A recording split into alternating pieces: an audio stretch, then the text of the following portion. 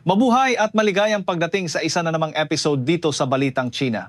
Ako ang inyong host na magdadala sa inyo sa kailaliman ng mga kwentong hindi nyo makikita sa mga makikintab na billboard ng Beijing o sa mga post sa social media na puno ng filter. Ngayon, pag-uusapan natin ang isang paksa na medyo mabaho, medyo nakakatawa, pero higit sa lahat, nakapanlulumo. Handa na ba kayong sumama sa akin sa paghuhukay sa madilim at mabahong sekreto ng tinatawag na superpower ng Asia? Isipin niyo na lang ito, mga kabalita.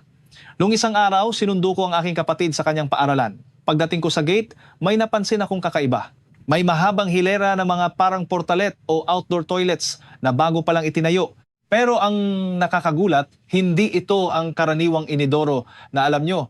Ang hitsura nito ay parang isang trono ng emperador, nakataas ang upuan.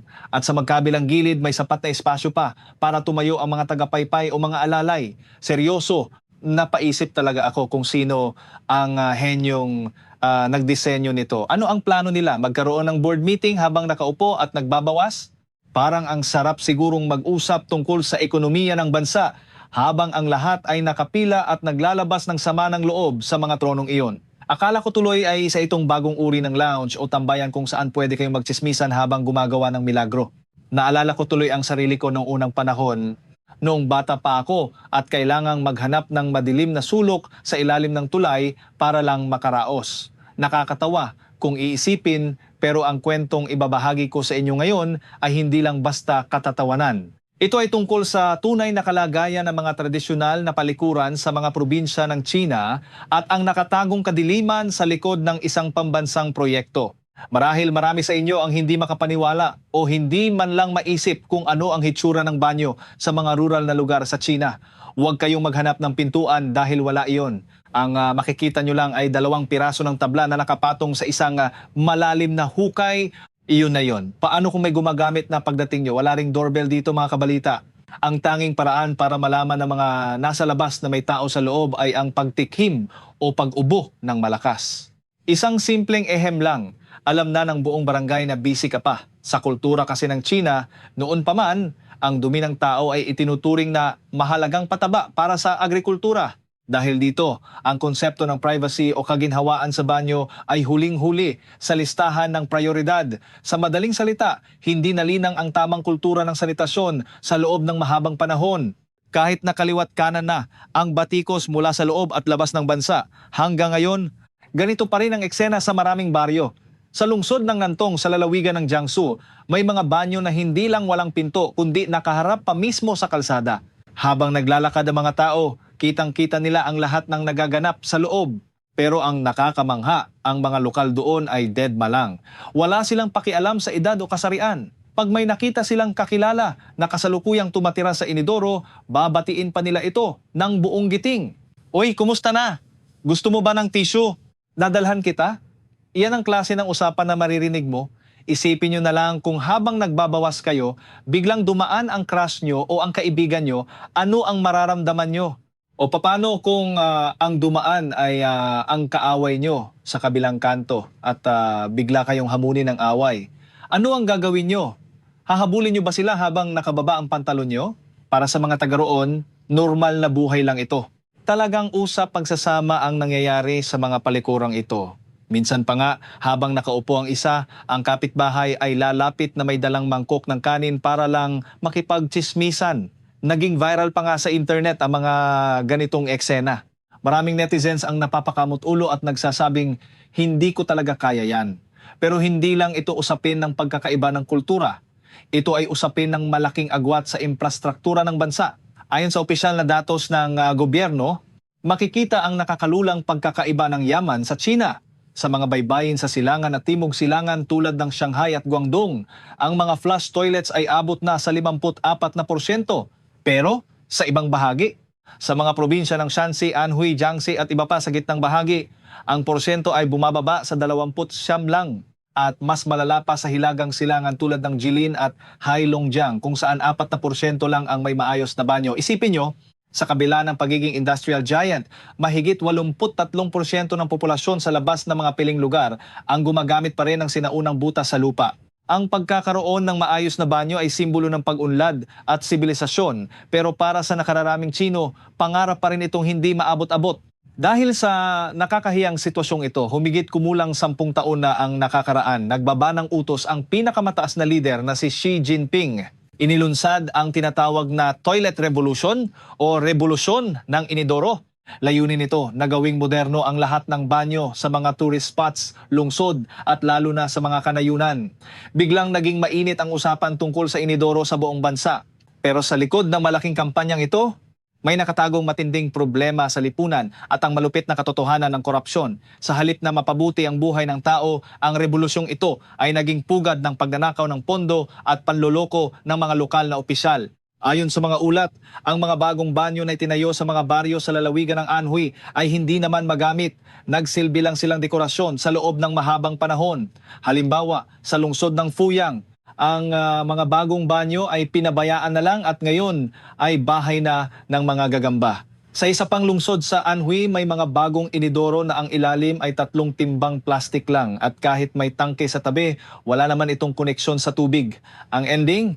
Napuno agad ang unang timba, bumara ang daanan, at ang banyo ay naging isang display na lang na masarap tingnan pero masakit sa ilong. Sabi ng isang residente, ilang taon na ang nakalipas mula nang matapos ang banyo pero wala pa ring tubig. May 3 butas nga para sa ventilasyon pero selyadong-selyado naman ang loob kaya ang amoy ay talagang hindi mo matatagalan. May mas malubha pang kaso.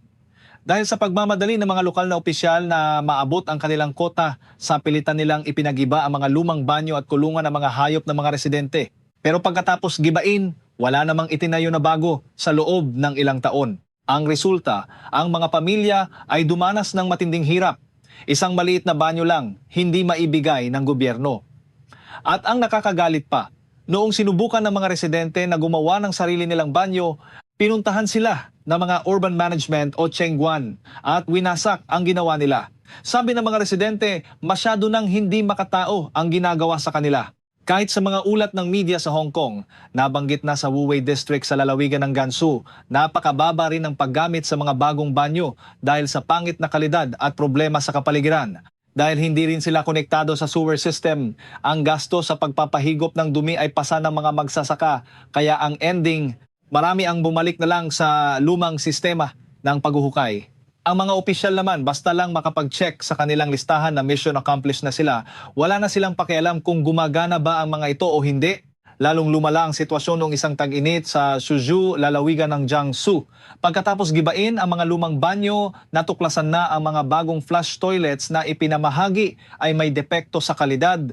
Halos lahat ng kabahayan ay napilitang gumawa ng sariling makeshift na banyo sa tapat ng kanilang mga pintuan gamit ang mga semento, laryo at yero. Ang dumi ay diretso lang sa mga sapa at lawa, kaya ang buong baryo ay naging parang isang malaking public toilet. Kahit ang state media na CCTV ay napilitang aminin na ang toilet revolution ay hindi lang walang bisa, kundi naging paraan pa para sa mga korap na opisyal na magnakaw ng subsidiya mula sa gobyerno. Sa loob ng ilang taon, simula nang mag-umpisa ang revolusyon, namuhunan ang gobyerno ng China ng mahigit 400 bilyong yen para sa konstruksyon at pagsasaayos ng mahigit 68,000 pampublikong banyo.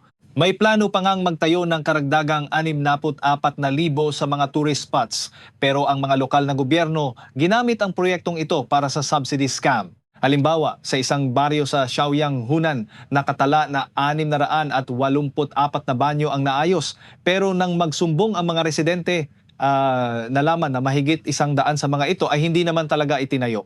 Isang ghost project sa madaling salita. Napakasama ng paraan nila dahil binayaran pa ng mga opisyal ang mga residente ng tig 200 yuan para lang magsinungaling sa mga inspectors. Ginamit nila ang sistema kung saan may subsidiya na 500 yuan bawat banyo para kumita ng pera sa mga banyong nasa papel lang naman umiiral. Ang mas nakakabaliw pa ay ang presyo ng konstruksyon. Sa mga lungsod ng Quanzhou, Yangzhou at Guangzhou, ang halaga ng pagpapatayo ng isang pampublikong banyo ay lumampas sa 1 milyong yuan. Samantala, sa Xinyang, lalawigan ng Yaoning, sa 80,000 banyong naayos, mahigit 50,000 ang nakatiwangwang at hindi ginagamit. Ayon kay Bruce Louis, isang senior lecturer sa Hong Kong Baptist University, gusto lang daw ng gobyerno na ipakita na kaya nilang baguhin ang bansa sa pamamagitan ng pera. Pero dahil sa talamak na korupsyon at ang hindi pagpansin sa totoong kalagayan ng mga probinsya, ang mga proyektong ito ay nauuwi lang sa pagiging pogi points o surface projects. Dahil sa sistema ng subcontracting kung saan ang pondo ay dumadaan sa maraming kamay, kalahati ng pera ay naglalaho na bago pa makarating sa aktwal na proyekto. Maraming mamamayan ang bumabatikos sa toilet revolution bilang isang proyektong pampasikat lang na wala namang malasakit sa tao. Ang kabiguan ng toilet revolution ay sumasalamin sa karakter ng rehimeng Tsino, mga pangakong walang laman. Alam nating lahat na ang China ay nagpapalawak ng impluensya sa buong mundo sa pamamagitan ng Belt and Road Initiative, nakikipag-alyansa sa iba't ibang bansa at nag-aalok ng murang lakas paggawa at teknolohiya. Akala ng mundo, ang China ay isang napakayaman at makapangyarihang bansa. May bansag pa nga silang infrastructure giant dahil sa bilis nilang magtayo ng mga kalsada at tulay. Kapag nakakakita tayo ng mga matatayog na gusali sa Shanghai, iisipin nating talagang maunlad na sila. Pero ayon sa mga eksperto, kung gagamitin nating basihan ng modernisasyon ang pagkakaroon ng flush toilets, ang data ng China ay parang nasa panahon pa ng unang panahon. Ayon sa datos, mula sa 3rd National Agricultural Census, mahigit 340 milyong tao sa rural na bahagi ng China ang walang access sa flush toilets. At ayon naman sa isa sa pinakamalaking investment banks, ang CICC, 26% ng mga bahay sa mga lungsod o mahigit 100 at 70 milyong tao ang wala ring sariling maayos na inidoro. Sa kabuuan, tinatayang nasa 600 milyong tao sa China ang walang akses sa matinong banyo. Mas nakakagulat pa, may mahigit 4 na milyong kabahayan na wala talagang banyo kahit anong klaseng banyo sa kanilang tirahan. Nagmamayabang na infrastructure superpower pero ang kalahati ng sariling populasyon hindi man lang mabigyan ng disenteng lugar para dumumi. Ito ang mapait na katotohanan. Maging ang mga pampublikong banyo sa mga lungsod ay nasa kalunos-lunos na kalagayan. Karamihan ay mga squat toilets pa rin at ang pagpapanatili ng kalinisan ay hindi talaga pasok sa standards. Maraming tao ang diring-diri dahil sa sobrang dumi. Sinasabi ng mga netizens na ang gobyerno ay masyadong nakapokus sa panlabas na hitsura pero walang pakialam sa kung ano ang nasa loob. Ang mga infrastruktura tulad ng kalsada ay nakikita ng lahat pero ang banyo ay isang saradong espasyo na hindi nakikita sa labas. Kaya naman, pinababayaan na lang ito at hinahayaang maging marumi. Bakit nga ba ganito kalala ang kultura ng banyo sa China? Sabi ng iba, dahil daw ito sa dami ng tao at mahal na gasto sa paglilinis. Pero kung titingnan natin ang ibang bansa na mataas din ang density ng populasyon pero may mataas na disiplina ang mga mamamayan, makikita nating hindi yun sapat na dahilan. Sinasabi ng mga iskolar na ang ika-21 siglo ay siglo ng China. Mayroon silang mga world-class na lungsod tulad ng Shanghai, Beijing at Guangzhou, pero bakit hindi sila makagawa ng banyong hindi mabaho? Madali lang magpatayo ng mga skyscrapers at kalsada. Teknolohiya at pera lang ang kailangan doon. Pero ang pagpapanatili ng malinis na banyo ay napakahirap dahil nangangailangan ito ng pag-angat ng sibilisasyon at moralidad ng buong bansa. Gayunpaman, hindi natin pwedeng sisihin lang ang mga mamamayan. Ang mas malalim na problema ay ang korupsyon at ang dumi mismo sa loob ng gobyerno. Kung ang mga lider o ang magulang ng bansa ay walang moralidad at laging nagtuturo kung paano man lamang sa kapwa para kumita, paano lalaki ang kanilang mga anak o ang mga mamamayan? Ang mga mamamayan ang nakikita nating gumagawa ng mali, pero ang ugat ng problema ay ang mga nagpapatakbo ng sistema. Sa labas, mukhang ang problema lang ng China ay ang nahuhuling kultura sa banyo. Pero sa kailaliman nito, makikita ang pagkabulok ng moralidad at ang madilim na anino na bumabalot sa buong lipunan. Hanggat hindi nalilinis ang korupsyon sa loob ng gobyerno, kahit gaano pa karaming ginto ang itapal nila sa kanilang mga inidoro, mananatiling mabaho ang katotohanan sa likod ng kanilang kinang. At yan ang ating kwento para sa araw na ito dito sa Balitang China. Sana ay naging bukas ang inyong mga mata at ilong sa mga totoong pangyayari na pilit itinatago ng propaganda. Hanggang sa muli, mga kabalita. Panatilihing mulat ang isipan at huwag hayaang mabulag ng mga makikintab na gusali dahil minsan ang tunay na baho ay nasa loob ng mga tronong akala natin ay para sa mga hari.